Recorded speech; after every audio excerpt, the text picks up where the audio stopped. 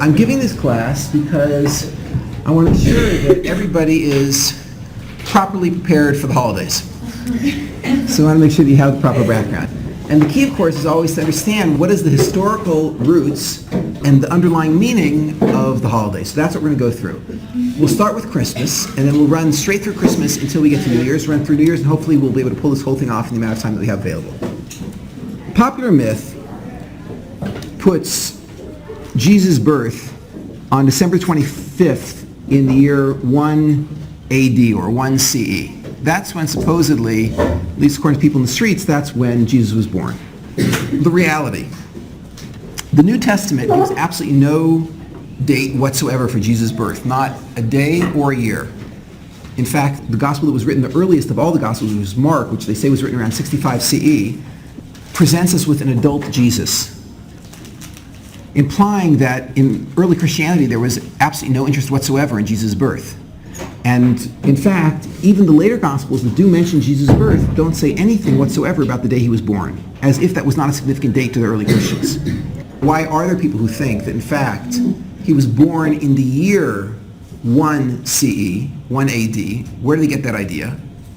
So it was actually a simple mathematical error that was made by a Scythian monk. The fellow's name was Dionysius Exiguus. And when he added up the numbers, I'm going to give you the whole calculation on this sheet, but when he added up the numbers, he just added wrong, and you'll see exactly where the mistake is. And because he added wrong, he ended up being off by 4 years. But definitely, according to the Catholic numbers, Jesus was not born in the year 1 AD. He was born in around the year 3 BCE, right? According to the numbers that are provided by the Catholic Church. And in fact, the authorities within the Catholic Church believe that he was not born in 1 AD. The official oral tradition of the Catholics, the Jerome Biblical Commentary, has an essay by a Cardinal Fitzmyer. Fitzmyer is one of the most influential people in the English-speaking world who speaks for the Pope. And Fitzmyer writes as follows, quote, he says, "Though the year of Jesus' birth is not reckoned with certainty, the birth definitely did not occur in AD 1. The Christian era, supposed to have its starting point in the year of Jesus' birth, is based on a miscalculation introduced circa 533 CE by Dionysius Exiguus." So, first of all, you should just know the year is not year 1. In other words, when the Christians count years, they are not counting from Jesus' birth. Jesus was probably born in around 3 BCE. Okay. Point number 2. What about the day? In other words, the calendar date. According to the Christians, when was he born? So, the earliest document that we have is from around 243 CE, written in North Africa. And this Catholic document, this original church document, called the De Pascha Computus, so it puts Jesus' birthday on March the 28th. Okay? The earliest Catholic documents we have claim that was the day that he was born. The truth is that the Catholic Church was not confident in that, and that's why when Clement, who was the Bishop of Alexandria, died around 215 CE, when he made his claim about when Jesus was born, instead of March 28th, he put it on November the 18th. Fitzmyer, this cardinal with the Catholic Church today, says they were both wrong. Both of those are based on miscalculations. Really, Jesus was born on September the 11th, 3 BCE. So however you want to cut it, March 28th, November the 18th, September the 11th, he definitely was not born on December the 25th at all. That's certain. At least that's the claims of the Catholic Church. And the truth is, there are no serious Catholic theologians or Protestant theologians who believe that he was born December 25th. Everybody knows that's not his birthday. That is the day when Christians commemorate his birth, when they remember that he was born, and they celebrate his birth. But that is definitely not the day on which he was born, according to the Catholic Church. So if we're going to be celebrating, at least we should know what we're celebrating, right? We are not celebrating his birthday, because December 25th, according to nobody, is his birthday. Okay. How did December 25th come to be celebrated? So the story is as follows. During pre-Christian Roman pagan times, there was a festival that lasted from December the 17th through December the 25th. During this 8-day festival, the Roman courts shut down. Why? Because the way the festival was celebrated, this festival was called Saturnalia. The way the festival was celebrated was that everything was permitted. There were absolutely no rules. In fact, if you damaged somebody or murdered somebody during this 8-day festival, you were not held responsible. You were completely off the hook. Why? Because that was the festival. So the courts shut down during this 8-day period because there was no purpose in then staying open. You could never be prosecuted for anything you did during these 8 days. At the beginning of the festival, the Roman pagans appointed from, quote-unquote, the enemies of the Roman people. Each Roman community would pick one person to be the enemy of the Roman people. By the way, you can imagine what sort of people were chosen for this position. In other words, who were the Romans really opposed to in those days?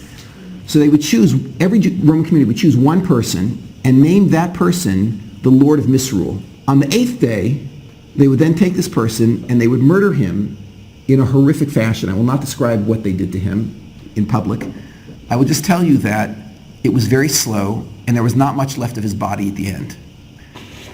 So it was a 7-day holiday followed by the 8th day where there was this human sacrifice. And that completed the festival. The festival of Saturnalia, right? December the 17th through the 25th. Okay, now, when Rome fell, the Saturnalia survived. So the Greek historian Lucian, he describes exactly how the Greeks observed the Saturnalia. And he says like this. He says, this is in a dialogue he wrote called Saturnalia. He says, in addition to human sacrifice, there were observance of the following customs. 1, widespread intoxication, especially on the concluding day of the festival, December 25th. You see, some things never change. Going from house to house while singing in the streets naked. By the way, that's a precursor of caroling. Rape and other sexual license, and consuming human-shaped biscuits. What's that a precursor of? Gingerbread man, exactly.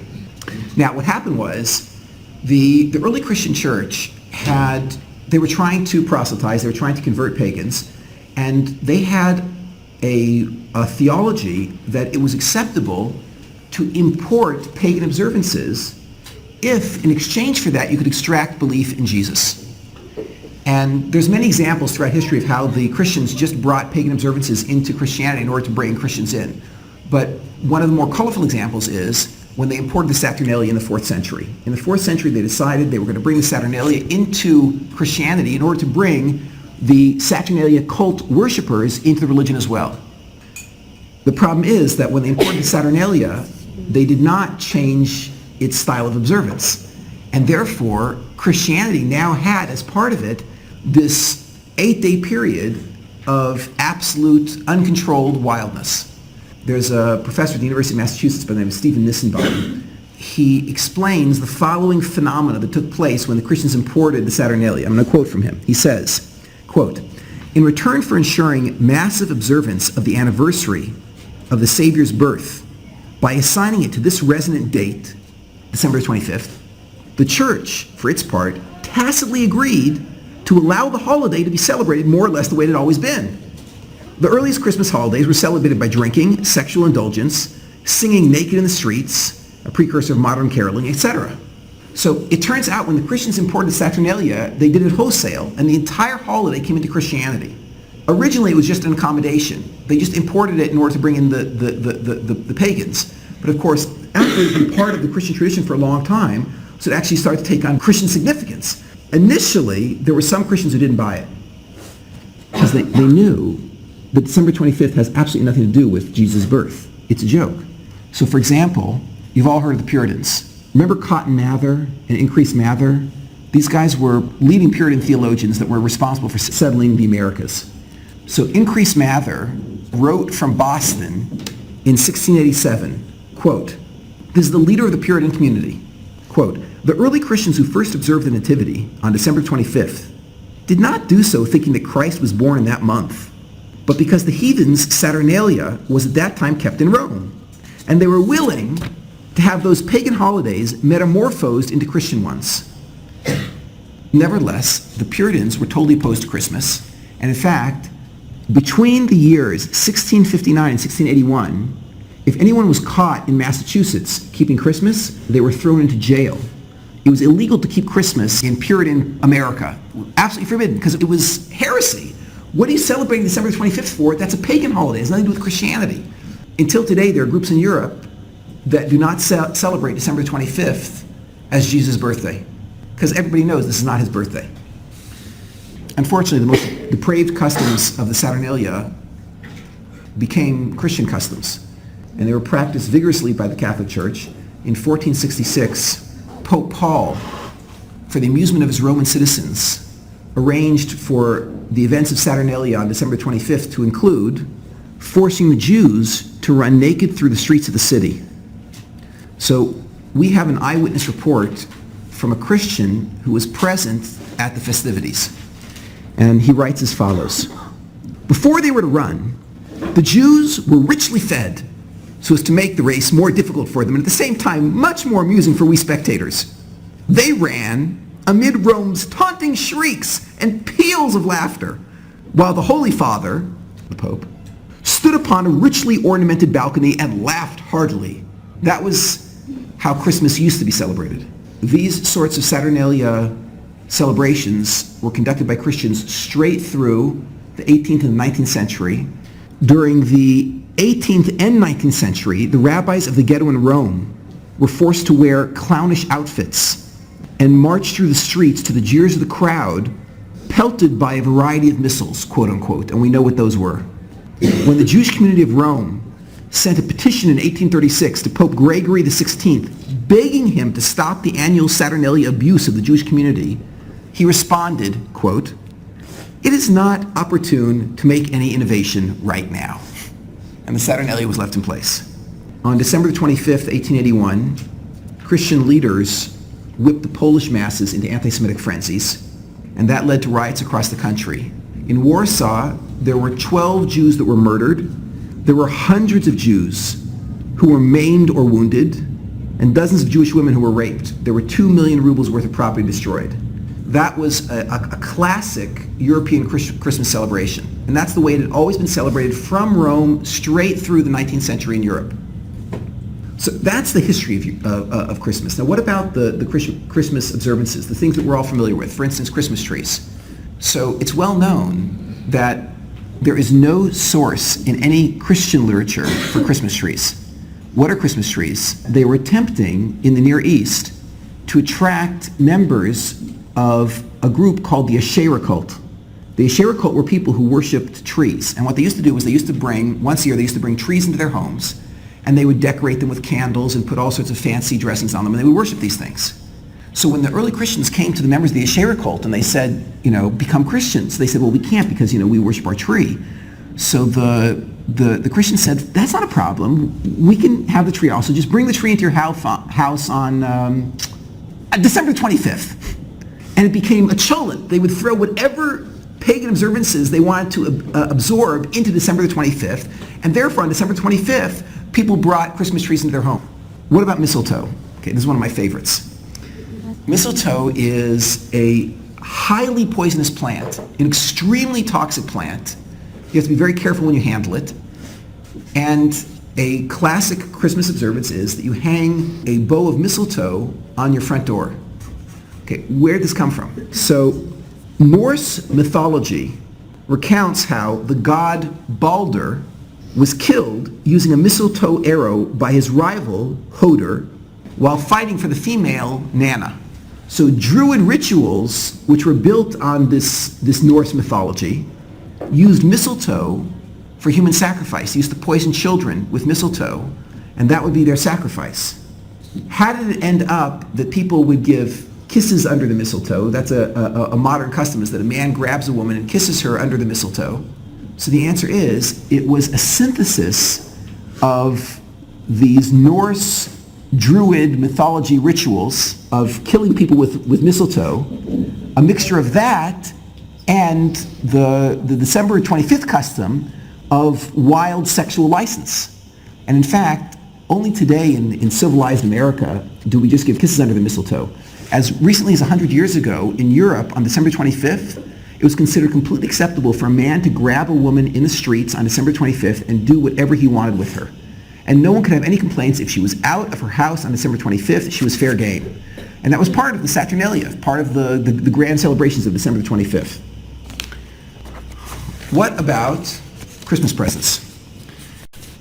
In the early Roman times, in early pagan Rome, the Roman emperors insisted that the Jewish community bring offerings to the emperors on December 25th. And the Jews were forced to give these presents to the emperor on pain of death. In later incarnations of this ritual, not only were the Jews compelled to give these presents to the emperor, but non-Jews as well were forced at pain of death. Eventually, this evolved into gift-giving generally among people, that people would give gifts not only to the emperor but to each other as well. And then, very, very late in Christian history, this whole thing was linked into Santa Claus and his supposed gift-giving to children, and that became the whole custom of giving Christmas presents. And it's actually a quite modern custom that people voluntarily gave presents to children on Christmas. Nicholas, not Saint Nick, but Nicholas, was born in Ferrara, Turkey in 270 CE, and he was later named the Bishop of Myra.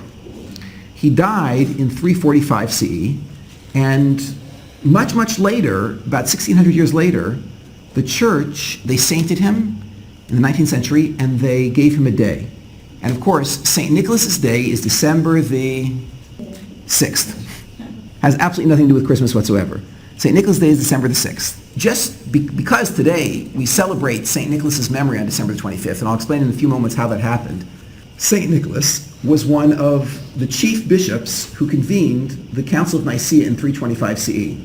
If you want to see the work of St. Nicholas up on big screen, so there's this great film that's coming out by Mel Gibson, and you can watch the film and you can see on big screen why Christians massacred Jews throughout history. Realize that John and other parts of the New Testament that St. Nicholas was also involved in editing are the texts that paved the way for the Holocaust, right? It was St. Nicholas and friends who taught people it was the evil Jews who killed their God.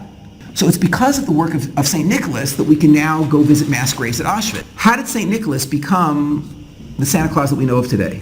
It all started in 1087. In 1087, there was a group of pagan sailors.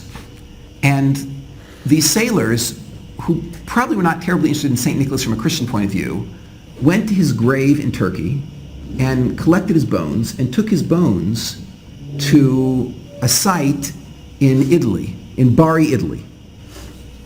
The problem was that Bari, Italy was a city which was largely dominated by the grandmother cult, or the cult of Pascha Epiphania.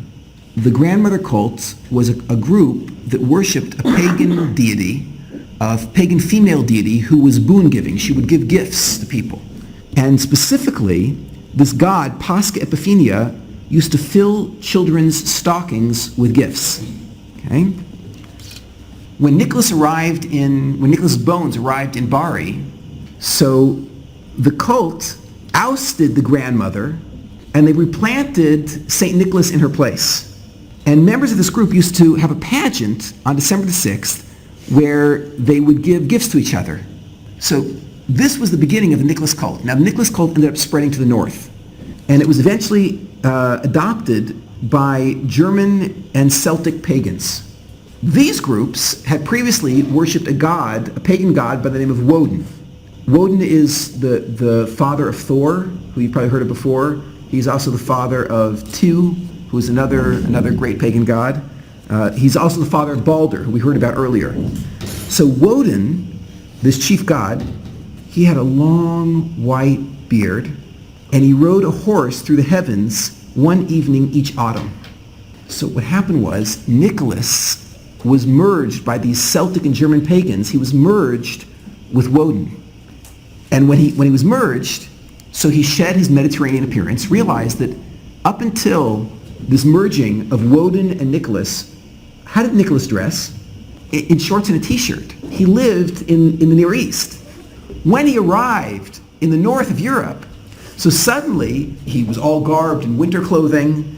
He mounted a flying horse, rescheduled his flight for December, and donned this heavy winter clothing. He took on this long white beard. How did he become a Christian hero? So the Christians were in Northern Europe making a bid for pagan observance. They wanted these pagans to come and join Christianity. And exactly as they had done with other pagan observances, they went to the Woden cult, and they said to them, become Christians. And they said, we can't, we worship Woden Nicholas. So they said, bring Woden Nicholas right in, but make the day when he makes his flight December the 25th. You just have to move it ahead 19 days, and then everything's fine.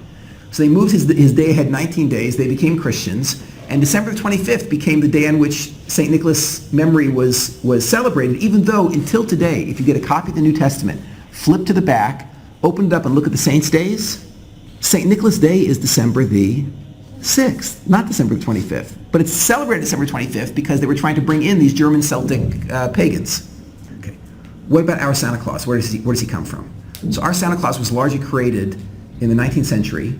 The story is as follows. In 1809, Washington Irving, do you remember the story Rip Van Winkle? The Legend of Sleepy Hollow? Okay, these are all written by Washington Irving. He wrote a much less well-known satire about Dutch history called Knickerbocker History.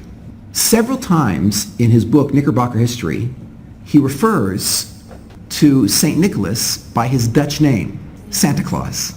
And the name Santa Claus was born. Okay, now we still don't exactly have our Santa Claus, but we're getting close. Okay, what happened next? That was 1809. There was a Christian theologian by the name of Clement Moore, who also happened to be a very talented writer. One night in 1822, he was riding in a carriage, and Christmas was approaching, and this fellow Clement Moore wrote a poem. I have a copy of the poem sitting in front of me, and I'm going to read to you a few lines from the poem. It goes as follows. This is 1822. "'Twas the night before Christmas when all through the house not a creature was stirring, not even a mouse. The stockings were hung by the chimney with care and hoped that St. Nicholas soon would be there. This poem, in addition to calling him Santa Claus, now gave him 8 reindeer and named them, and it had a Santa Claus who descended through chimneys. So it was in 1822, because of one poem by Clement Moore, that Santa Claus first got his reindeer and the idea of coming down through chimneys. But still, Santa Claus did not look like the Santa Claus that you and I know about. At that time, Santa Claus still looked like this very gruesome, scary character wearing a long black furry coat. He was short, bent over, he carried a cane. He was a very frightening creature up until that point. The truth is that there's still remnants of the Santa Claus that used to come to actually punish children. Do you remember the song? You better not pout, you better not cry. I'm telling you why Santa Claus is coming to town. Now, why are you telling the kids don't pout and don't cry? What are you warning them for? The answer is because Santa Claus, when he arrives, if you're pouting and crying, will beat the living daylights out of you, yes? So that's the reason, right? Up until the late 1800s, this was the Santa Claus. Okay, now what happened? The way that Santa Claus was transformed was there was a magazine called Harper's Weekly, and they had a great Bavarian illustrator by the name of Thomas Nast. And Nast, from 1862 through 1886, produced 2,200 cartoons of Santa Claus. So in addition to making Santa Claus a jolly fellow, so Nast also located Santa Claus for the first time ever in history at the North Pole and gave him elves. Now, of course, this is crazy because St. Nicholas lived in Turkey and was buried in Italy. So he has nothing to do with the North Pole whatsoever. But nevertheless, Nast created this whole mythology about how he lived with his elves in this workshop at the North Pole making toys for children. He was a jolly fellow. So it was really Thomas Nast that created the jolly Santa Claus that we know about. There was still one thing that was missing, though. Up until the late 1800s, even the early 1900s, whenever you would see a picture of Santa Claus, he was always dressed in black. Where's the red suit? In 1931, the Coca-Cola Corporation was in financial straits. Why?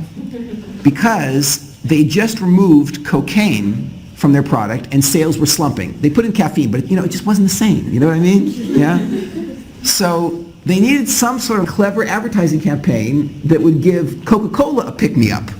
So they hired a very famous Swedish commercial artist by the name of Hayden Sundblom to create a Coke-drinking Santa. Okay, Sundblom modeled his Santa on his friend Lou Prentice, who was chosen for being overweight, cheerful, and he had a chubby red face. The corporation, however, insisted that Santa's fur-trimmed suit be bright Coca-Cola red. And Santa was born, a blend of Christian crusader, pagan god, and commercial idol. And all the Santas that you have ever seen in your life are based on the drawings by this Swedish artist. They are the Coca-Cola Santa. That is the Santa that we know of today. Coca-Cola is also spread throughout Europe, but there's parts of Europe where there's still traditions about the old scary Santa in the black suit. It's only in America where the only Santas we've ever seen are, the red, cheery Coca-Cola Santas. Stepping back from Christmas, we're going to proceed to New Year shortly. Stepping back from Christmas, let's just understand what the holiday is so that we can celebrate it properly. Okay? Point number one. Christmas has always been a holiday that was celebrated carelessly. And when I say carelessly, I mean carelessly in two ways. One is that the observance was literally careless, that it was a time when Roman courts were shut down and people did whatever they felt like doing. Two, it was careless insofar as it was brought into the Christian religion thoughtlessly. No one ever asked, what connection does this really have to Christianity? People said, it's fun, let's do it. Point number two. Officially, Christmas is the celebration, it's the commemoration, it's the day when we celebrate the birth of Jesus. That is, the God who came to earth once and for all to do away with Judaism. He announced that the Old Testament is null and void, that mitzvahs need no longer be kept, that the Jews have been abandoned because they're an evil, sinful people, and that now that they've been abandoned, there's a new chosen people, the Christians, and there's a new Bible, the New Testament. And the Jews have no business from now on ever observing their religion. Their religion is dead and gone. That is the meaning behind the celebration of December the 25th. That's the meaning that a Catholic would attach to it or a Protestant would attach to it. Point number three, Christmas is a lie. Jesus definitely was not born on December 25th. Even a Christian will tell you that. Point number four, historically, December the 25th is a day on which Jews have been shamed, tortured, and murdered. Point number five, many of the Christmas customs, including Christmas trees, mistletoe, Christmas presents, and Santa Claus, are just modern incarnations of the most depraved pagan rituals ever practiced on this planet. Often when I give this talk, people get angry with me. And they say, Kelman, cut it out. We just want to have fun. We don't need to know all of this stuff. We don't intend any of this. We're not celebrating Christmas because of what Christmas means. It's just a nice time when people get together with good cheer and are nice to each other, and they give presents, and they celebrate, and it's fun, and you're ruining the whole thing. And I understand that sensibility. I understand why people feel that way. To people who feel that way, I would just ask the following question. There's a holiday which is not celebrated widely in America. It's only a very, very small population in America that celebrates April the 20th. There's a slightly larger German, Austrian, Polish population that celebrates that day. April the 20th is Hitler Day. It's the day on which Hitler was born, and it's celebrated by neo-Nazis around the world. Imagine that April the 20th became a more popular holiday, and slowly, as its historical roots were forgotten, it spread throughout popular culture.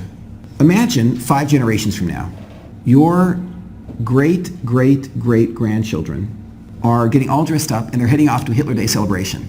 And they're all going to go, and they have little dolls with a little mustache on it, and they wear these cute swastikas on their clothing, and they go and people dress up in Auschwitz uniforms. They do all sorts of cute things like this, and they all get drunk and they have a party and they play nice music and they give presents to each other and it's good cheer and it's really happy. If you could travel forward in time 5 generations and you saw your granddaughter, your grandson going off to a Hitler Day party, is there anything that you would want to say to them? Is there any message you would have for them? With this metaphor in mind, you can decide exactly how you want to celebrate December 25th, which is a day when Holocaust-esque activities were always perpetrated. I'll leave the discussion of Christmas with a Christmas card. In 1941, there was a Christmas card that was sent to the entire German people. It was published in a very popular Christian newspaper called Der Stürmer, and it was actually written by the newspaper's editor, Julius Streicher. Streicher, in 1941, wrote in this Christmas card to the German people that there's a way that traditionally December 25th was celebrated. And he encouraged Germans to return to this sort of celebration. And he wrote as follows: "If one really wants to put an end to the continued prospering of this curse from heaven that is the Jewish blood, there's only one way to do it. To eradicate this people, this Satan's son, root and branch. Have a Merry Christmas." As we approach the day December 25th, we can hold these ideas in mind to determine exactly how we want to celebrate the holiday. Moving forward, let's talk briefly about New Year's. In 46 BCE, the Roman Emperor Julius Caesar first established January the 1st as New Year's Day. Okay. Why did he decide that January the 1st should be New Year's Day? Janus was the Roman god of doors and gates, and he had 2 faces, one looking forward and one looking back. So Caesar felt that the month named after this god, January, would be the appropriate door to the new year. So it turns out the first January 1st that was ever celebrated was celebrated and dedicated to a pagan god, January, and that's why Janus, and that's why until today, January, the month named after that pagan god, is celebrated as the beginning of the year. What did the first New Year's party ever look like? Caesar celebrated the first January 1st New Year by ordering the violent routing of revolutionary Jewish forces in the Galilee. Eyewitnesses say that the streets literally flowed with blood. In years later, Roman pagans observed the New Year by engaging in drunken orgies, a ritual they believed constituted a personal reenacting of the chaotic world that existed before the cosmos was ordered by the gods. And again, that's pretty much how New Year's is celebrated today. As people are getting together in Times Square, people will be getting drunk, there'll be wildness, police will be out in full force. The New York Police Department was actually formed in response to celebrations that took place this time of year. As Christianity spread, pagan holidays were either incorporated into the Christian calendar or abandoned altogether. By the early medieval period, most of Christian Europe regarded Annunciation Day, which was March the 25th, as the beginning of the year. What's Annunciation Day? According to Catholic tradition, that was the day when the angel Gabriel told Mary that she'd be impregnated by God and conceive a son to be called Jesus. So the pagans celebrated January the 1st as the beginning of the year, but the Christians said, no way, that's not a Christian holiday. March the 25th is the beginning of the year, Annunciation Day. When was the first time that Christians ever celebrated January the 1st as the beginning of their year? After William the Conqueror, who is also, I think, appropriately called William the Bastard, when he first became the King of England on December the 25th, 1066, he decreed that the English return to the date that was first established by the Roman pagans. Why did he do this? He wanted to ensure the commemoration of Jesus' birthday, December 25th, would align with the day of his coronation, and the commemoration of Jesus' circumcision, January the 1st, would start the new year off, thus rooting the English and Christian calendars in his own coronation. Unfortunately for William, his innovation was eventually rejected, and all of Christendom abandoned January the 1st and went back to observing Annunciation Day, March the 25th. So just to back up and see what happened, January the 1st was a pagan holiday. March 25th was the beginning of the Christian New Year. William the Bastard tried to get January the 1st to be the beginning of the Christian year. The Christians followed it while he was alive, and when he died, they rejected it and went back to March 25th. 500 years later, we're talking very recently in history, in 1582, one of the most vicious anti-Semites ever in history, Ugo Bon Compagni, who is also called Pope Gregory XIII, abandoned the traditional Julian calendar. Why? Okay. The calendar that had been set up by Julius Caesar reckoned the solar year as being 365 days, which is not correct. That's really wrong. What he used to do was, he used to intercalate a leap day every 4 years in order to maintain the correspondence between the calendar and the lunar and solar cycles. Okay. Really, however, the solar year is, and the Talmud knew this 2,000 years earlier, the solar year is 365 days, 5 hours, 48 minutes, and 46 seconds, or 365.2422 days, not 365. So this slight inaccuracy caused the Julian calendar to slip behind the seasons about 1 day per century, and although this regression had amounted to 14 days by Pope Gregory's time, he based his reform on the restoration of the vernal equinox, which is March the 11th, to the date it had 1,257 years earlier. Why? Because 1,257 years earlier was the Council of Nicaea, which was called on March 21st, 325 CE. So Pope Gregory, the anti-Semite, wanted to root the new calendar in one of the most anti-Semitic conferences that ever took place, the Council of Nicaea, where they put together John and the rest of the New Testament. Pope Gregory made this correction by advancing the calendar 10 days. The change was made the day after October the 4th, 1582, and the following day was established as October the 15th, 1582. The Gregorian calendar, that's the calendar that America currently operates on, differs from the previous Julian calendar in 3 ways, 2 of which are irrelevant for our purposes, but one of which is interesting. The first is, no century year is a leap year unless it is exactly divisible by 400. So for instance, The year 1600, the year 2000 could be a leap year. Okay. Number 2, years divisible by 4,000 are common, not leap years. And number 3, and here's the key innovation, starting with Pope Gregory in 1582, the new year would again begin with January the 1st. So the reason that we celebrate today, January the 1st, is because of Pope Gregory and the Gregorian calendar. That is, we're celebrating the new year that was set up by this Gregory. To really appreciate how New Year should be celebrated, you have to know a little bit about Pope Gregory, so you can really get into the spirit of the day. On New Year's Day, 1577, Pope Gregory XIII decreed that all Roman Jews, under pain of death, must listen attentively to the compulsory Catholic conversion sermon given in Roman synagogues after Friday night services.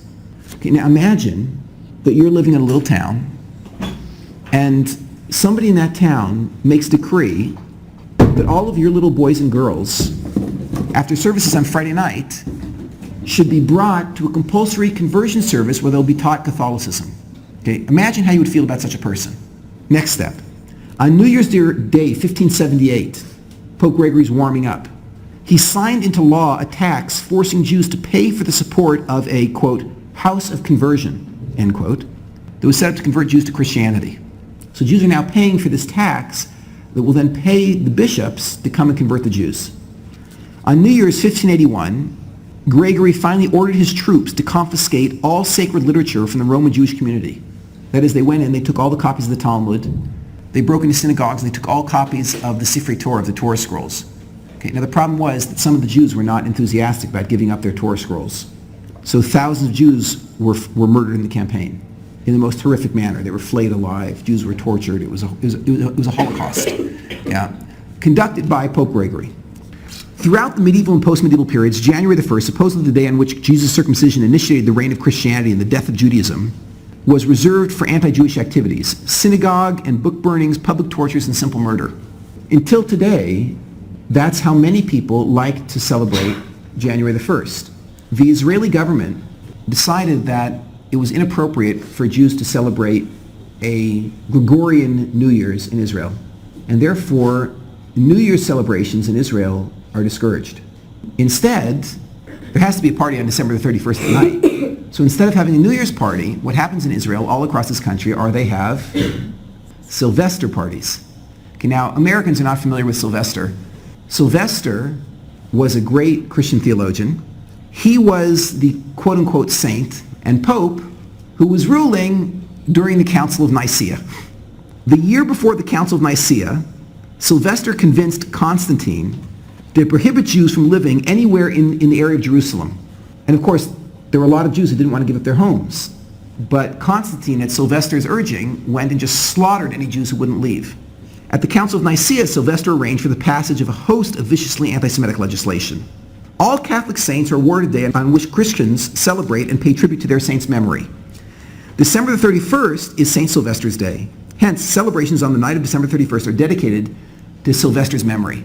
So tonight, as all the parties begin, and people start making toasts and drinking and having a good time, in Israel, what we're celebrating is not just the circumcision of Jesus and the end of Judaism's reign on earth, the demise of Judaism. Here we're actually celebrating the memory of the Pope who reigned over the Council of Nicaea, St. Sylvester, the man who was responsible for thousands and thousands of Jewish deaths.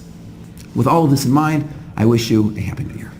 That concludes our presentation of Ancient Wisdom for Modern Minds by Lawrence Kellerman. For more tapes by Lawrence Kellerman, visit www.lawrencekellerman.com. That's www.lawrencekellermen.com.